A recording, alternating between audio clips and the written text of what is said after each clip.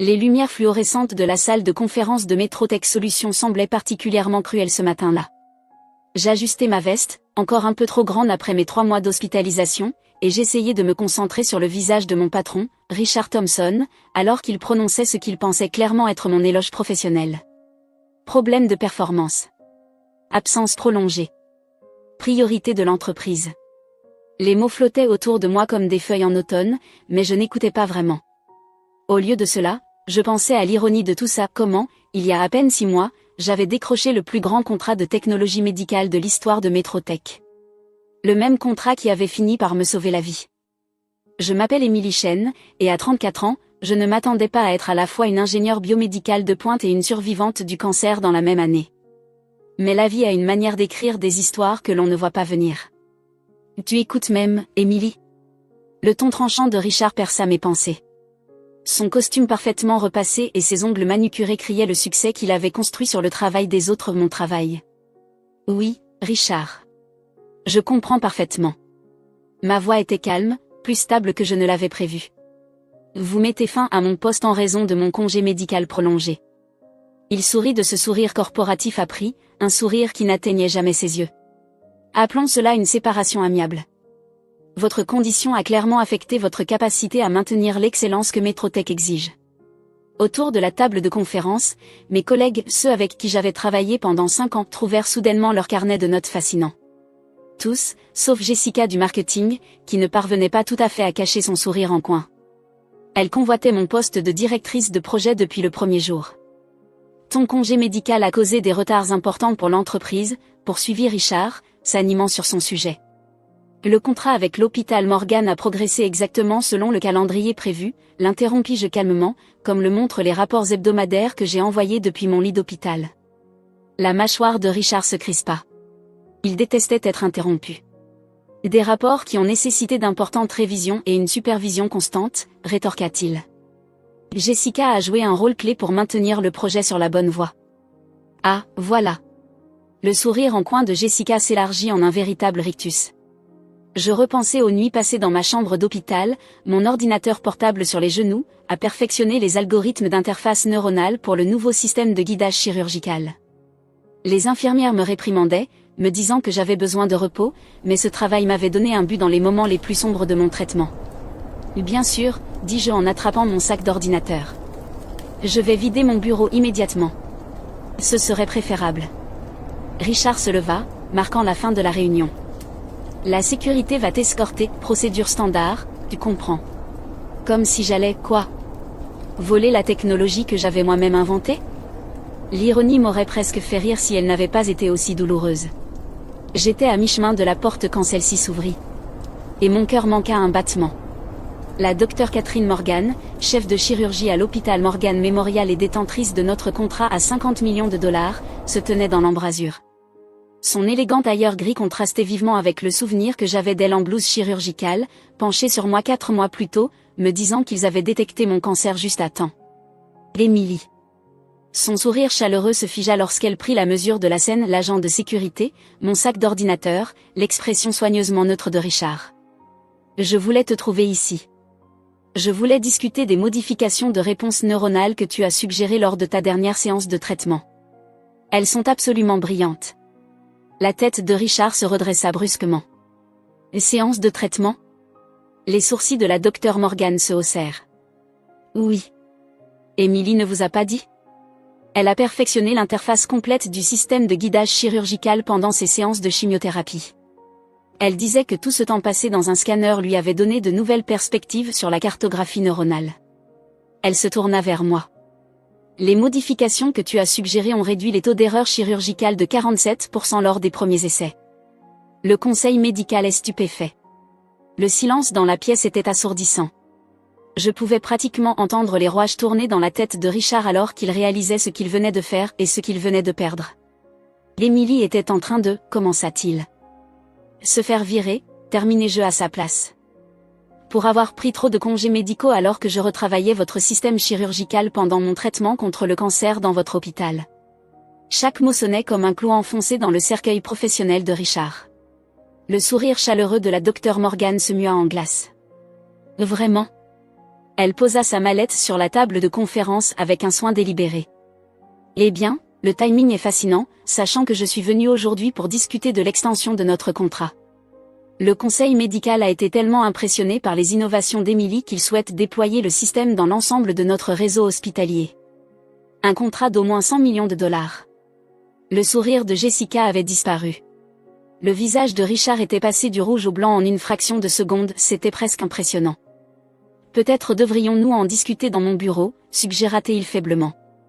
Oh, je ne pense pas que ce soit nécessaire. La voix de la docteure Morgan aurait pu geler l'hydrogène. Emily, veux-tu venir prendre un café avec moi? Je crois que nous avons beaucoup à discuter concernant ton avenir. Et concernant celui de Metrotech également, mais cela devra peut-être se faire en présence de mes avocats. Je restai là un instant, observant les visages autour de moi. Ces personnes qui avaient été mes collègues. Qui m'avaient vu travailler jusqu'à l'épuisement pour bâtir quelque chose de révolutionnaire. Qui n'avaient rien dit lorsque j'avais été mise de côté. Avec plaisir, dis-je en ajustant mon sac d'ordinateur sur mon épaule. Je connais un excellent café juste au bout de la rue. Alors que la docteure Morgan et moi quittions la pièce, j'entendis la voix de Richard légèrement désespérée. Emily, attends. Mais je n'attendis pas. Je ne me retournai pas. Parce que parfois, la meilleure vengeance n'est pas de rendre l'appareil. C'est d'avancer. De prendre son génie et de l'emmener là où il sera vraiment apprécié. Et alors que la docteure Morgan et moi entrions dans l'ascenseur, je captai mon reflet dans les parois miroitantes. J'avais changé en 6 mois. Plus mince, oui, mais aussi plus forte, plus sûre de moi. Et tu sais, dit la docteure Morgan alors que les portes se refermaient, je ne suis pas seulement intéressée par l'achat de ta technologie. Je veux créer quelque chose de totalement nouveau, quelque chose qui pourrait révolutionner la technologie médicale. Elle marqua une pause, me scrutant. Que dirais-tu de créer ta propre entreprise? Je souris, repensant à toutes les idées que j'avais griffonnées durant ces longues nuits à l'hôpital, des idées bien au-delà de tout ce que Metrotech aurait pu imaginer. Je pense, dis-je lentement, que c'est exactement ce que le docteur a prescrit. Les portes de l'ascenseur s'ouvrirent sur le hall. Et avec elles, le premier chapitre de ma nouvelle histoire. Richard et Metrotech s'effaçaient déjà dans le passé, ne devenant rien de plus qu'un rappel que parfois, nos pires épreuves nous conduisent aux plus grandes opportunités. Mais ce n'était que le début.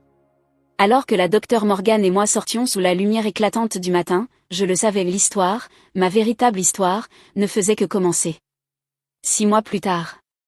J'étais assise dans une salle de conférence bien différente. Le mobilier était d'occasion, les murs avaient besoin d'un coup de peinture, mais l'énergie qui régnait dans cet espace crépitait de possibilités. Autour de la table, mon équipe nouvellement formée, des esprits brillants que j'avais soigneusement sélectionnés. Des personnes choisies non seulement pour leur expertise, mais aussi pour leur intégrité. Les essais initiaux à l'hôpital Morgan dépassent toutes nos attentes, annonça la docteure Sarah Wong, notre responsable de la recherche clinique. Ses yeux brillaient d'excitation alors qu'elle projetait les dernières données. Le système amélioré de cartographie neuronale montre une amélioration de 63% en précision chirurgicale. Nous sommes en train de révolutionner la microchirurgie. Je souris, me souvenant de la façon dont Richard avait autrefois qualifié ces mêmes innovations d'irréalistes et trop ambitieuses. Aujourd'hui, Neurovision Medical Technology, mon entreprise, les transformait en réalité. Mais le succès ne vient jamais sans résistance. Mon téléphone vibra, signalant l'arrivée d'un email. Mon sourire s'effaça en lisant l'expéditeur. Les avocats de Metrotech, demanda Michael Torres, notre conseiller juridique. Il s'occupait des menaces et des contestations grandissantes de mon ancien employeur. Je hochai la tête. Il revendique la propriété des brevets de l'interface neuronale, affirmant qu'ils ont été développés alors que j'étais encore leur employé. Mais ce n'est pas, commença Sarah, indignée. Vrai, terminai-je. Non, ça ne l'est pas. Chaque innovation de notre système actuel avait été développée pendant mon congé médical après qu'ils avaient déjà enclenché mon licenciement. Et plus important encore, je sortis un dossier épais que j'avais soigneusement conservé depuis mes jours à l'hôpital. J'ai tout documenté, dis-je. Chaque idée, chaque ligne de code horodatée et attestée par le personnel hospitalier. Michael eut un sourire en coin. Ils n'ont absolument aucune idée de ce dans quoi ils viennent de s'engager, n'est-ce pas? Avant que je ne puisse répondre, mon assistante entra précipitamment. Emily, tu dois voir ça. Elle me tendit sa tablette, ouverte sur un site d'actualité technologique. Le titre me fit bouillir de rage. Metrotech annonce un système révolutionnaire de chirurgie neuronale. En dessous, une photo de Richard et Jessica lors d'une conférence de presse, posant fièrement devant un système qui ressemblait étrangement à un ancien prototype du mien. Celui que j'avais laissé derrière moi. Ils essaient de nous devancer sur le marché, dit Sarah en lisant par-dessus mon épaule. Avec une copie inférieure de ton travail. J'aurais dû être furieuse.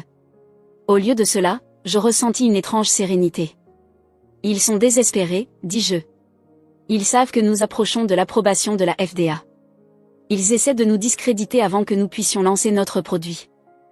Que faisons-nous ? Demanda James Shen, notre responsable du développement. Il avait quitté un poste confortable dans une grande entreprise technologique pour rejoindre ma start-up parce qu'il croyait en ma vision.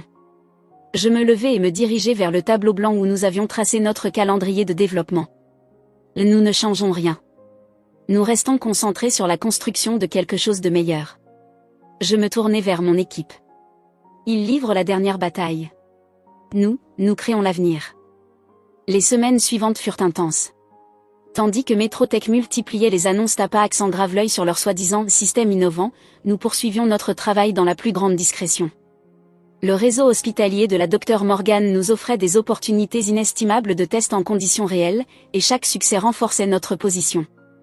Puis vint le jour qui changea tout. J'étais au laboratoire, en train d'affiner les algorithmes de réponse neuronale, quand la Dr Morgan m'appela. Sa voix était pressante. « Émilie, à quelle vitesse peux-tu venir à l'hôpital ? Nous avons un cas d'urgence, une jeune fille avec une tumeur cérébrale. L'approche chirurgicale conventionnelle est trop risquée. » Je jetai un regard au prototype sur lequel nous travaillions. Le système n'est pas encore entièrement certifié. La FDA a accordé une autorisation d'urgence pour cette intervention. La famille est désespérée, ils ont entendu parler de nos résultats expérimentaux. 2 heures plus tard, je me tenais dans le bloc chirurgical avancé de Morgan Memorial, observant la Dr Morgan utiliser notre système pour naviguer à travers les tissus délicats du cerveau de Sophie Martinez, 8 ans. L'interface neuronale offrait une précision inédite, révélant des structures et des dangers invisibles à l'œil nu. L'opération dura 9 heures. Lorsque la Dr Morgan sortit enfin du bloc opératoire, son sourire nous dit tout ce que nous avions besoin de savoir. Succès total, annonça-t-elle à la famille en attente. La tumeur est partie, avec un impact minimal sur les tissus environnants. Alors que les parents de Sophie éclataient en sanglots de soulagement, je sentis une main sur mon épaule. C'était la Dr Morgan. C'est pour cela que nous faisons ce que nous faisons, dit-elle doucement. L'histoire de cette réussite se répandit comme une traînée de poudre dans la communauté médicale. Tandis que Metrotech tenait des conférences de presse, nous sauvions des vies. Bientôt, d'autres hôpitaux nous contactèrent, désireux de rejoindre nos essais cliniques. Puis arriva le matin du grand lancement de Metrotech. J'étais surprise de recevoir une invitation, clairement une tentative de coup de force de Richard. L'occasion parfaite, selon lui, d'exhiber son « victoire ». J'ai décidé d'y aller. Le ballroom de l'hôtel était bondé de médias, d'investisseurs et de professionnels de la santé. Richard monta sur scène, toujours aussi confiant. Aujourd'hui, Metrotech révolutionne la technologie chirurgicale, commença-t-il. Je restai silencieuse à l'arrière de la salle, observant sa démonstration. C'était exactement ce que je redoutais, une copie précipitée et superficielle de mon ancien travail. À mesure qu'il expliquait les fonctionnalités, je distinguais les failles, les raccourcis, les problèmes de sécurité qu'il n'avait même pas identifiés. Puis, une main se leva au milieu de la salle. « Dr Thompson, pourriez-vous répondre aux préoccupations soulevées par le comité d'analyse des technologies médicales ?» Richard fronça les sourcils. « Quelles préoccupations ?» La Dr Morgan se leva, captant instantanément l'attention de la salle. L'analyse du comité a révélé des failles critiques dans votre système de cartographie neuronale.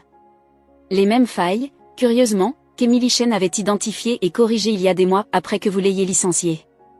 Un murmure parcourut l'assemblée. Le visage de Richard vira au rouge. Ces affirmations sont non fondées. En réalité, intervint une autre voix, la Dr Wong, debout près de la porte. Et elles sont scrupuleusement documentées. Nous avons soumis des études de sécurité détaillées à la FDA, comparant l'approche de votre système à notre méthodologie corrigée. Votre système, bredouilla Richard. Et c'était mon. Je me levai. Oui. Le système de neurovision. Celui qui a sauvé la vie de Sophie Martinez la semaine dernière. celui qui a déjà été approuvé pour des essais élargis dans 6 grands réseaux hospitaliers. Tous les regards se tournèrent vers moi. Les téléphones furent dégainés alors que les journalistes comprenaient que l'histoire du jour était en train de se jouer devant eux. Pourriez-vous nous expliquer les différences entre ces systèmes, demanda un journaliste au premier rang. Je marchais vers la scène, chaque pas mesuré et assuré. Richard n'eut d'autre choix que de s'effacer. Pendant 20 minutes, j'exposais les détails techniques, les innovations en matière de sécurité, les résultats concrets. Puis, je conclus par ceci. La technologie médicale ne consiste pas à être le premier sur le marché. Elle consiste à être le premier en matière d'innovation. Chaque avancée de notre système a été développée durant mon propre combat contre le cancer, un combat que Métrotech a jugé trop contraignant pour être pris en compte. Un silence de plomb tomba sur la salle. Puis, du fond de la pièce, une personne applaudit. Le bruit enfla jusqu'à remplir le ballroom tout entier.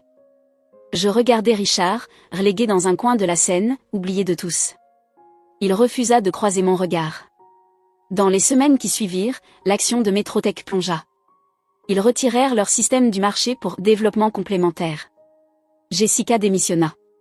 Richard fut discrètement relégué à un poste invisible. Mais honnêtement, je n'y prêtais même plus attention. J'étais bien trop occupé à construire quelque chose qui comptait vraiment. Un an jour pour jour après mon licenciement, je me tenais dans notre nouveau siège, un centre de recherche rénové, doté de laboratoires ultramodernes et offrant une vue imprenable sur la ville.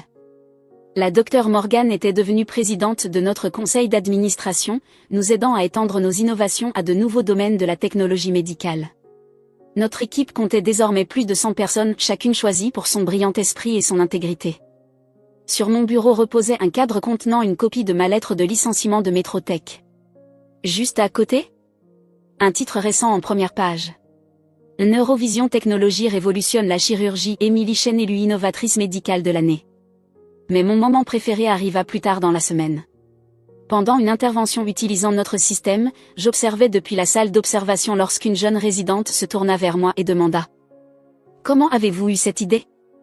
Je souris, me rappelant ces longues nuits passées à l'hôpital, celles où ce qui ressemblait à la fin de ma carrière était en réalité le début de quelque chose de bien plus grand. Parfois, lui répondis-je, les meilleures innovations naissent quand on est forcé de voir les choses sous un angle totalement nouveau. Et alors que j'observais notre technologie guider une nouvelle opération réussie, une chose me frappa. La meilleure revanche, ce n'est pas de leur prouver qu'ils avaient tort. C'est d'aller si loin au-delà de leur vision limitée qu'ils deviennent une simple note de bas de page dans votre histoire de succès. La plainte déposée par Métrotech fut discrètement abandonnée. Face aux preuves accablantes et à l'opinion publique, il ne pouvait pas gagner. Quant à Richard ? J'appris qu'il avait lancé un cabinet de conseil tout en évitant soigneusement de mentionner son passé dans le développement des technologies médicales. Et moi ? J'ai récemment validé une nouvelle politique d'entreprise. Coche caractère gras congé médical illimité pour tout employé confronté à une maladie grave. Coche caractère gras garantie de protection de l'emploi. Coche caractère gras horaire de travail flexible. Parce que parfois, notre travail ne prospère pas malgré l'adversité, mais grâce à elle. Un jour, la Dr Morgan m'a dit « Tu es chanceuse, le timing était parfait. » Je ne suis pas d'accord. Le timing n'avait rien à voir avec la chance. Il était inévitable. Car tôt ou tard, la vérité et le talent finissent toujours par éclater au grand jour. Le tout est d'avoir assez foi en soi pour tenir jusqu'au moment où cela arrive. La semaine dernière, j'ai reçu une invitation pour intervenir lors d'un grand congrès de technologie médicale. Le sujet ? Innover à travers l'adversité, comment les défis personnels conduisent à des percées professionnelles. J'ai accepté immédiatement. Après tout, j'ai une sacrée histoire à raconter.